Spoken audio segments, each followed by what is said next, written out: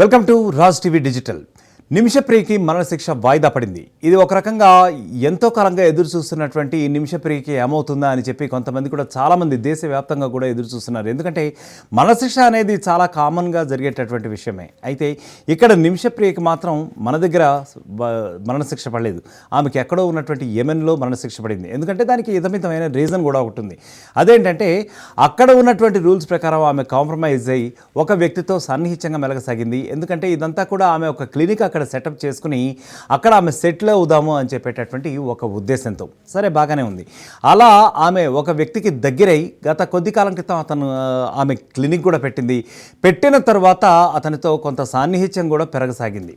అదే క్రమంలో ఇద్దరికీ కూడా పొరపచ్చాలు వచ్చాయి కొంతకాలంగా. అది బిజినెస్ పరంగా కానివచ్చు, అదేవిధంగా వ్యక్తిగతంగా కానివచ్చు. కారణం ఏదైనప్పటికీ కూడా ఇద్దరి మధ్య కూడా గత కొద్ది కాలంగా సాన్నిహిత్యంగా మెలిగినటువంటి వాళ్ళిద్దరి మధ్యలో కొంత పొరపచ్చాలు వచ్చాయి. ఆ పొరపచ్చాలు కాస్త వ్యక్తిగత కక్షలు కూడా దారితీశాయి. సో ఇదే క్రమంలో ఆమె యొక్క పాస్పోర్ట్ని అతను లాక్కోవడం జరిగింది. అంటే ఎంత సీరియస్గా వాళ్ళిద్దరికి కూడా ఈ యొక్క కొట్లాట జరిగిందో చూడండి. సో వాళ్ళిద్దరి మధ్య కూడా అట్లా విభేదాలు అనేవి వచ్చాయి. సో అతను పాస్పోర్ట్ లాక్కున్న తర్వాత అతను ఎంతసేపటికి కూడా ఇవ్వకపోయేసరికి ఎట్టి పరిస్థితుల్లో ఆమె తిరిగి ఇండియాకి వచ్చేయాలి అనుకుంది. ఎందుకంటే అక్కడ ఉన్నటువంటి ఏవైతే రూల్స్ ఉన్నాయో ఆ రూల్స్ ప్రకారం ఖచ్చితంగా ఎవరో ఒకళ్ళు ఆ దేశానికి సంబంధించినటువంటి ఎవరో ఒక పార్ట్నర్ తమతో ఉంటేనే ఆ క్లినిక్, ఆమె అప్పటికి పెట్టినటువంటి క్లినిక్ ఏదైతే ఉందో దాన్ని రన్ చేసుకునే అవకాశం ఉంటుంది. సో ఎలాగో ఆ అవకాశం పోయింది. ఎందుకంటే అతనితో విభేదాలు తలెత్తాయి.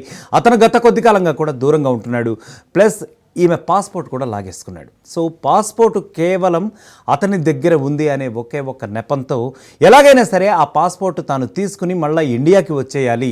ఎందుకంటే ఇక్కడ బిజినెస్ ఇంకా ఎంత మాత్రమో కూడా నేను కంటిన్యూ చేయలేను. ఈ ఉద్దేశంతో ఆమె ఏం చేసింది, అతని చాలాసార్లు ప్రాధాయపడింది అని చెప్పి మనకు తెలుస్తోంది. అయినప్పటికీ కూడా అతని హృదయం కరగలేదు. ఆమెకి పాస్పోర్ట్ అయితే ఇవ్వలేదు. సో ఇదే క్రమంలో అతను ఎలాగైనా సరే ఇంకా అంతమొందించాలని చెప్పి భావించేసింది నిమిషప్రియ. సో ఇదంతా కూడా మనకి ఇప్పటిదాకా వచ్చినటువంటి అప్డేటే. అయితే ఇదే నేపథ్యంలో ఎప్పుడైతే ఆమె అతనికి విషం పెట్టి చంపేసిందో సో అతను చనిపోవడం జరిగింది. ఆ తర్వాత యెమెన్ చట్టాల ప్రకారం కూడా ఆమె దోషిగా నిర్ధారించబడింది. 2020లో ఒకసారి, తర్వాత 2023లో ఒకసారి ఆమెకి శిక్షలు విధిస్తూ వచ్చింది. ఆఖరికి 2023లో ఆమెకి మరణశిక్ష కూడా ఖరారైపోయింది. సో ఈసారి అంటే దాదాపు 2 ఏళ్ల తర్వాత ఆమెకి మరణశిక్ష ఖచ్చితంగా రేపు అంటే జూలై 16వ తేదీన అమలు చేయబోతున్నాం అనేటటువంటి నేపథ్యంలో ఎట్టకేలకు ఒకంత ఊరట లభించే వార్త అయితే నిమిషప్రియకి, ఆమె కుటుంబీకులకి, గత కొద్ది కాలంగా ప్రయత్నిస్తున్నటువంటి కేరళ ప్రభుత్వానికి, అలాగే భారత విదేశాంగ శాఖకు కూడా లభించిందనే చెప్పాలి. ఎందుకంటే ఇప్పుడు ఆ యొక్క ఏదైతే ఉందో నిమిషప్రియకి చెందినటువంటి మరణశిక్ష అదైతే ప్రస్తుతానికి వాయిదా పడింది. సో దీనికి ముఖ్యంగా మన కేరళలో ఉన్నటువంటి మత పెద్దలు ఎవరైతే ఉన్నారో వాళ్ళందరూ కూడా గత 2 రోజుల నుంచి కూడా చాలా తీవ్రంగా చర్చలు జరుపుతున్నట్టుగా అయితే మనకు తెలుస్తోంది. వాళ్ళు అత్యవసర భేటీ పెడదాము అని చెప్పి ఎప్పుడైతే బాధితుడు తలాలున్నాడో వాళ్ళని అప్రోచ్ అయినప్పటికీ కూడా వాళ్ళు చాలాసార్లు ఇప్పటిదాకా నిరాకరించారట. మాకు భేటీ మీతో చేయవలసిన అవసరం లేదు, ఎందుకంటే ఆ అమ్మాయిని ఎట్లా అయినా ఫత్వా చేయాల్సిందే, అంటే ఆమెను ఎట్లా అయినా ఉరి తీయాల్సిందే అని చెప్పి ఇప్పటిదాకా కూడా మంకు పట్టుకొని కూర్చున్నారట. అయినప్పటికీ కూడా అక్కడ హౌతీ పాలనలో ఉంది ప్రస్తుతానికి యెమెన్. అక్కడ ఉన్నటువంటి చట్టాల ప్రకారం ఒకవేళ బాధితుల కుటుంబ సభ్యులు కనుక క్షమాభిక్ష పెడితే, వాళ్ళు క్షమిస్తే, వాళ్ళు అనుమతిస్తే ఏ రకమైనటువంటి శిక్ష అయినా సరే అక్కడ లేకుండా చేసే విధంగా అక్కడ చట్టాలు ఉన్నాయని చెప్పి మనకి తెలుస్తోంది. సో మరి ఈ యొక్క అక్కడ చట్టంలో ఉన్నటువంటి ఈ యొక్క వెసులుబాటును ఆసరాగా చేసుకుని అయితే నిమిషప్రియ కుటుంబ సభ్యులు అందరూ కూడా గత కొద్ది కాలంగా ప్రయత్నం చేస్తూనే ఉన్నారు. సరే, మొత్తానికి రేపు అమరశిక్ష చివరి నిమిషంలో, అంటే రేపు ఉరిశిక్ష అమలు కావాల్సి ఉండగా ఇప్పుడైతే మాత్రం కేరళకు చెందిన మత పెద్దల చర్చలు సఫలమయ్యాయని చెప్పచ్చు. ఎందుకంటే ప్రస్తుతానికి కొద్దిగా ఊరట లభించింది. రేపు మాత్రం ఉరిశిక్ష అమలు చేయట్లేదని చెప్పి యెమెన్ ప్రభుత్వం అయితే ఇప్పుడు ప్రకటిస్తున్న సందర్భం ఉంది. ఉత్తర యెమెన్లో అత్యవసర భేటీ జరిగింది.